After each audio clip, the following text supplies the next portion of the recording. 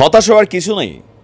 অন্তর্বর্তীকালীন সরকার ৫ বছর অথবা ৬ বছর থাকবে, আনুমানিক, এটা এখনও মেকশিওর হয় নাই, বাট এই সময়টা থাকবে।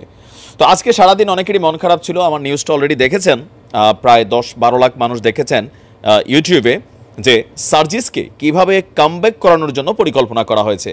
আজকে সকালে বইলা সারতে পারেনি, বিকালে কিন্তু সার্জিসের অ্যাক্টিভিটিস শুরু হয়ে গেছে।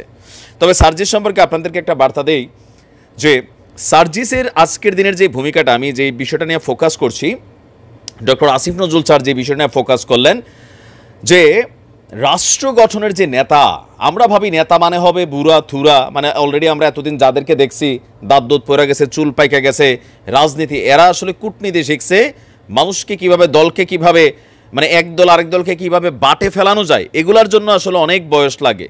কিন্তু দেশকে পরিচালনা করার জন্য একটা আইডিয়া, পারসেপশন, ক্লিয়ারেন্স, স্বচ্ছ মন মানসিকতা, এটা কিন্তু বুড়া বয়সে থাকে না, বুড়া বয়সে ২ নাম্বারই চিন্তায় আসে।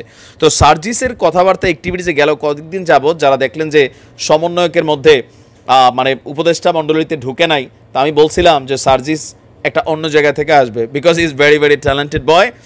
আর আজকে তার যে ভূমিকাটা ছিল, ধরেন আওয়ামী লীগের মধ্যে মুখপাত্র হিসাবে ওবায়দুল কাদের সাহেব যে দায়িত্বটা পালন করছেন, পাশাপাশি বিএনপির মধ্যে এতদিন যাবৎ রিজভী সাহেব অথবা ফখরুল ইসলাম সাহেব, তারা যে দায়িত্বটা পালন করছেন, আজকে বৈষম্য বিরোধী ছাত্র আন্দোলনের যখন প্রেস ব্রিফিং ছিল বা বিভিন্ন অ্যাক্টিভিটি ছিল, আজকে বিকালে দায়িত্ব নেওয়ার পরে সেখানে আমরা দেখলাম সার্জিস কথা বলছেন, গণমাধ্যম তাকে কভার করছে।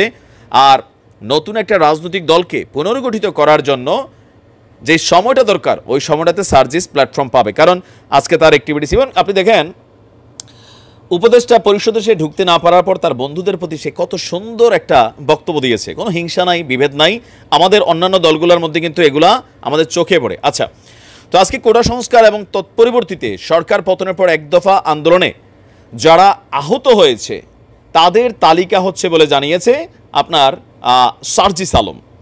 আহতদের চিকিৎসার যে দায়িত্ব সেটা রাষ্ট্র নেবে।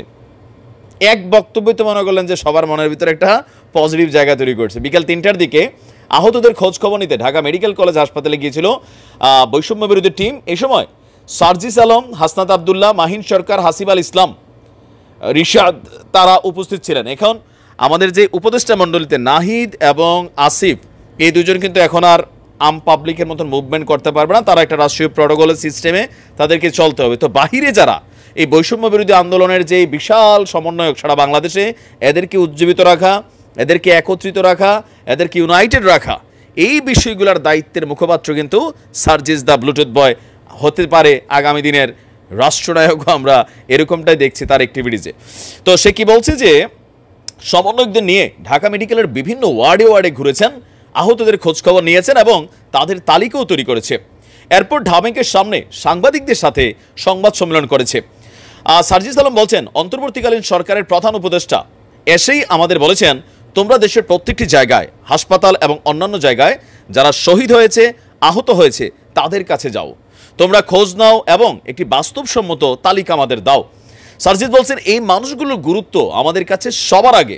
আমরা রাষ্ট্র গঠনে যাব, ওই মানুষগুলোর খোঁজখবর নেওয়ার পরে, তালিকা তৈরি হওয়ার পরে, কথাটা খেয়াল করেন না, আমি আবার রিপিট করি, আমরা রাষ্ট্র গঠনে যাব।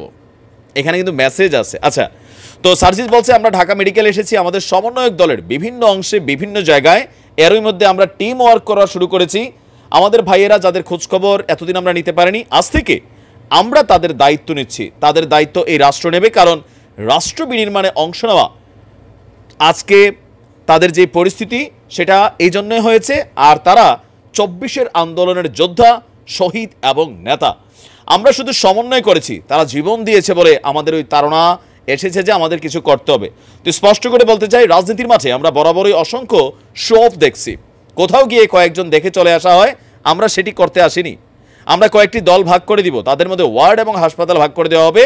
আমরা যাব, তালিকা তৈরি করব, অর্থাৎ আমরা আমাদের কাজ করতে চাই, একই সঙ্গে আমরা রাষ্ট্রের দিকেও মনোযোগ দিচ্ছি। মানে বিষয়টা হচ্ছে, আমি আগেই বলছিলাম, সার্জিস্ট্রিতে যেই কাজটা হবে আসিফ অথবা নাহিদকে দেওয়া হবে না, এরা অন্য জায়গায় ট্যালেন্টেড, কিন্তু সার্জিস আগাগোড়া একটা পলিটিশিয়ান মেন্টালিটি আছে।